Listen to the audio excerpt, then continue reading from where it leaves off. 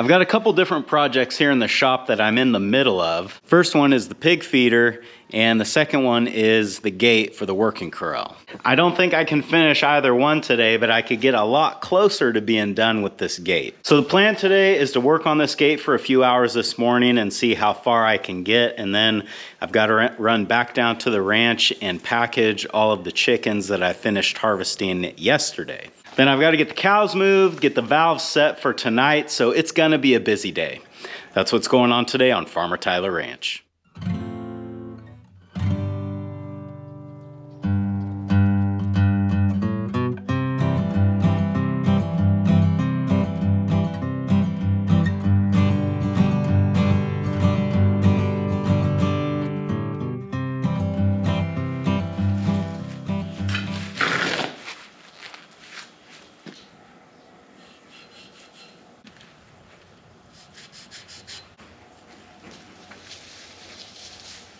Something I figured out about these templates is that they are not the same on either side, and I could not understand why my notches were never coming out quite right. But watch, if I take this off and just flip it 180, it should match up perfectly. But as you will see, it doesn't. It's like 1/8 of an inch off, which might not sound like much, but that's actually quite a lot when you're trying to make everything fit. So we just line the hinge up on this end best we can.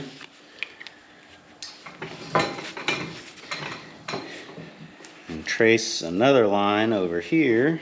And that does make a pretty fat line to follow, but basically what I've been doing is with the plasma cutter, I'm just following the edge of the line nearest the other end of the pipe, so I don't even worry about this other stuff. I'm just looking at the edge. I've got 3 of these pipes that need a double notch, so you guys have seen me do this plenty of times. I'm gonna hammer this out as fast as I can, and then we can start putting this gate together.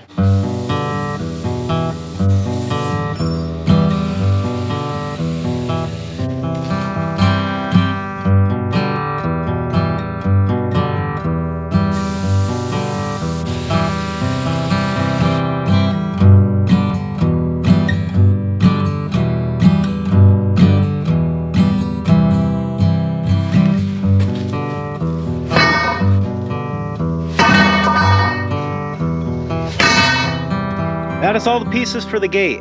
Assuming that they all fit together the way that I hope they do, this should be pretty straightforward from here on out. I'll have to set the pipe stands up and make sure that everything is level so that the gate doesn't have like any sort of a twist in it. Rather than trying to get all 4 stands set up in a flat plane, I think the easier way to do this is to just build the rectangle and kind of level that out as we go. For example, I can weld the first 2 pieces together and not really worry about level because it won't matter for those.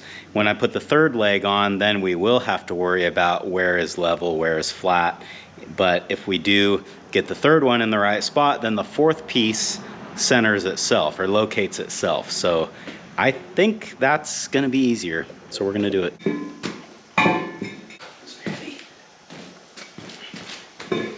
So on the fixed stands, we'll do the hinge piece.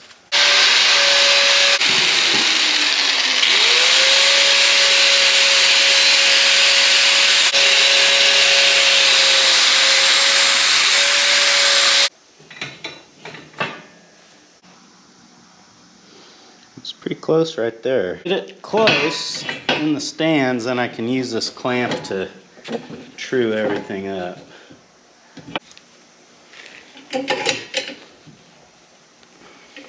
Should be good enough to tack.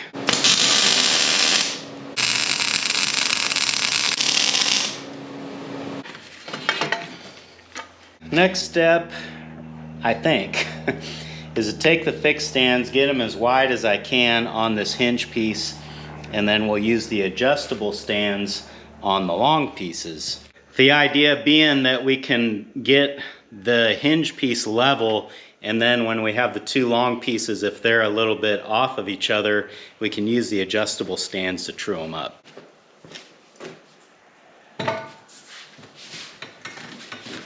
A fifth stand would make this a lot easier, but instead we're just going to use a combination of the notch and the 90-degree clamp to hold this all together, and that should be good enough to go back through and make sure that everything's flat.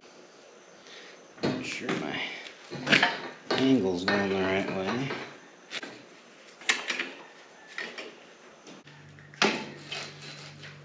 So that's almost perfectly level there. The bubble is slightly to my left, but not much.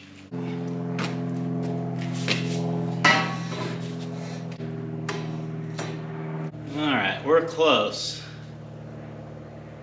This needs to drop just a little bit. That's pretty good right there.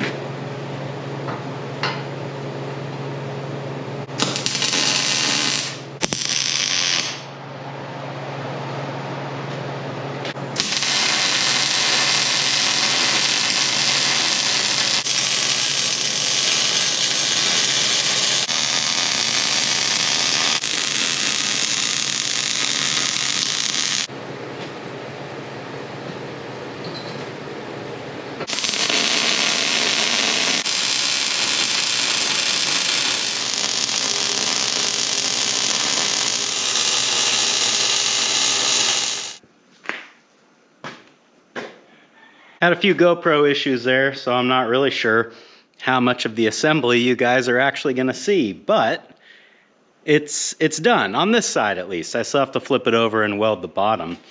You know, I was kind of just hoping today to get the rectangular outer frame done, but once I got that far, I thought, well, shoot, it's not that much work to just go ahead and get the rest of the horizontal pipe in here so that when I do flip this thing over, I've got everything right there ready to go. Because as you might imagine, getting this thing flipped over is going to be no easy task. I think I might have a crane scale here. Maybe let's weigh this thing. I'm curious to see how heavy it is.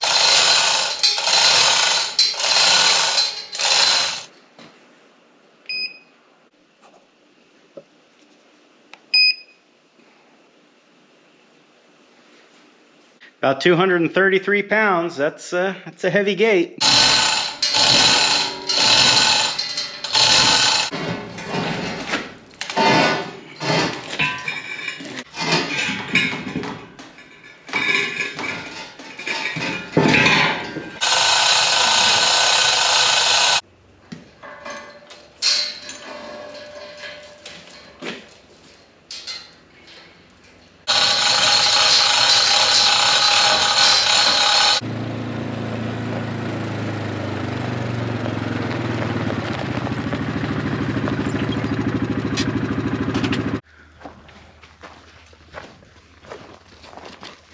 I'm back down here in the working corral, ironically, right where the gate will go that we almost finished today. And I wanted to do something to the tabletop here that a bunch of you suggested, and that is to attach some boards underneath to not only strengthen this, but also keep the boards from warping and, you know, making this potentially a very uneven tabletop somewhere down the road. I'd actually considered doing that while I was building it, but I didn't because I was worried that adding that board underneath there would create like a little pocket, which would be a good spot for wasps to want to build a nest. So I kind of shied away from it, and I thought it wasn't really all that necessary because I was thinking more along the lines of strength, and, you know, having to walk up there is something that probably won't happen very often. So I didn't think it was that big of a deal. But what I didn't think about was the boards warping, which they most likely will, being out in the sun like that. Look out, Kelly. Look out, look out, look out, look out, look out, look out. Oh, well. These are all different lengths, aren't they? I've got these 2x4s left over. I don't know if they're long enough, though. They would work, but they're a little short. Let me go see what I've got up here in the, I don't know what we call this building anymore. the garage, I guess. Yes, this would work much better. I'm not sure what I cut these down for in the first place. They were obviously a concrete form at one time, but I don't know. Hey, they're gonna work good for this.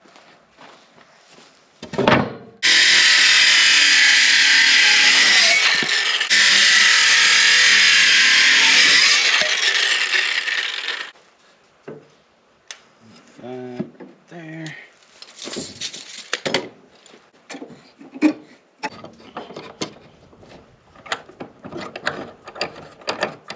You know, I rarely film myself drilling the pilot holes because I just feel like who cares about pilot holes. But I don't know, today I thought you guys should know that I'm drilling pilot holes on these.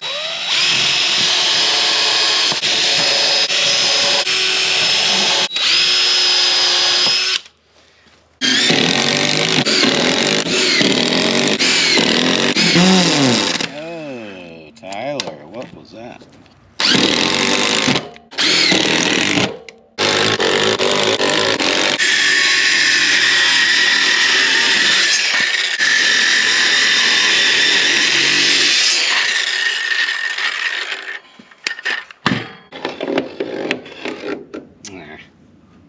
Doesn't work if the board moves.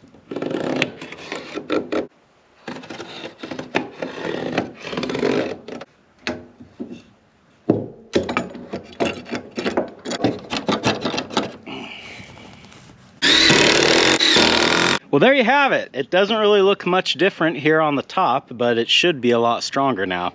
And I kind of wanted to go back to what I was talking about before, why I didn't do this in the first place. I was worried that this little spot right here will be a good place for the wasps to make a nest. But I also really don't want these boards warping and making a severely uneven surface here, so I guess that's just the trade-off that I've got to make. And I mean, let's be real, there's plenty of places that they're gonna wanna make nests. I mean, even over here on the alleyway, I've since sprayed it, but you can see, even a spot like that is good enough for them. So we'll just have to keep an eye on it, you know, it'll just be one of those things. Anyway, we didn't do all this work to not do a walk test on this thing, so I think I should do that now.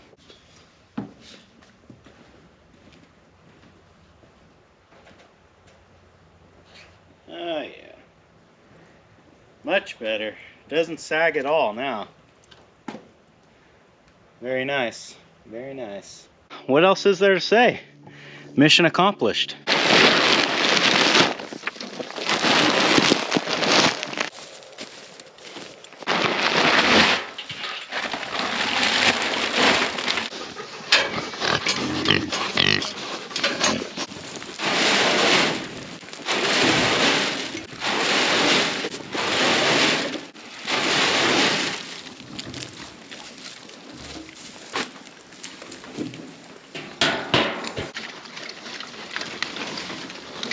5 scoops in the morning and 5 scoops in the evening. They seem to clean that up pretty good.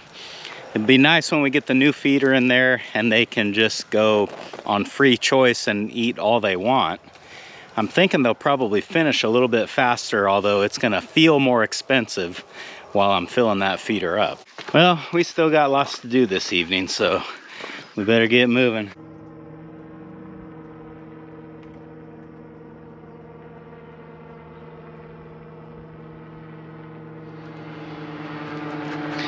I see these ultralight guys fly over every so often. That's something that I've always wanted to try to do. I think it would be really fun, but I also think that I might be too scared to get in one of those things. Oh, not this again. My intention is to get these chickens packaged. I think I've got 11 of them in here that are left to go. So I'm gonna get the scalder filled up and get it heating up while we do a few other things around here. I got a bucket or a tub of water. It's been sitting out here all afternoon, so I'm hoping that it has warmed itself up a little bit and the scalder will heat up a little bit faster, but we'll see. I think when I filled that bucket up, the water was like 70 degrees, so we'll see what it even is now. It is not in the sun anymore. Oh, it does feel warm. Yeah, it's 92 degrees. That, you know, every little bit helps. We just got to add about 100 degrees to that.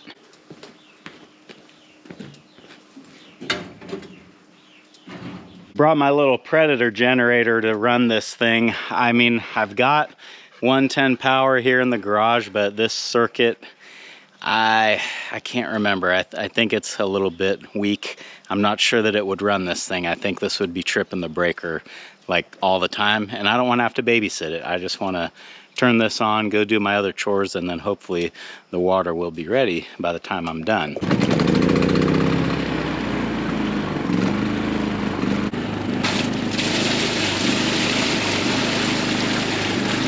While that's heating up, we gotta go get our hot wire stretched out here, and then I've got to get the cows moved, get valves set so that I can start the water tonight. Well, they know what I'm doing out here, and they are ready.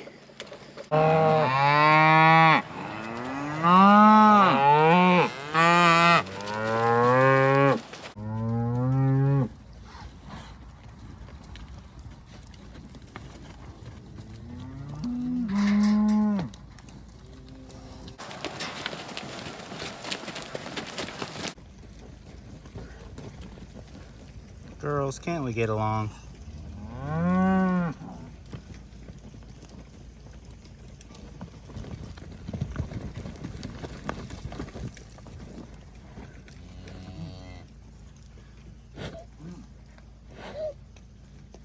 Who is that? Causing all these problems. 45, it's always number 45. So you cow guys out there, I'm wondering about my cow number 45. First I noticed that the bulls were riding her, she kept coming into heat, and now I have noticed that she is all the time fighting with the other cows, and she's walking around making that sort of like groaning noise like bulls make. Does anyone know what is going on with her? I don't believe I can think of another time where a cow acted that way. Yeah, she's probably gonna be on the coal list because of all this, but she's got a calf on her right now, so she can't go quite yet. But if you know what's going on with her, let me know. Well, I was gonna bring you guys along for packaging chickens because we all know how exciting that is, but it looks like I'm running out of daylight, and you know, it's not gonna film too good in the dark, even with lights. So I think we're gonna call it here.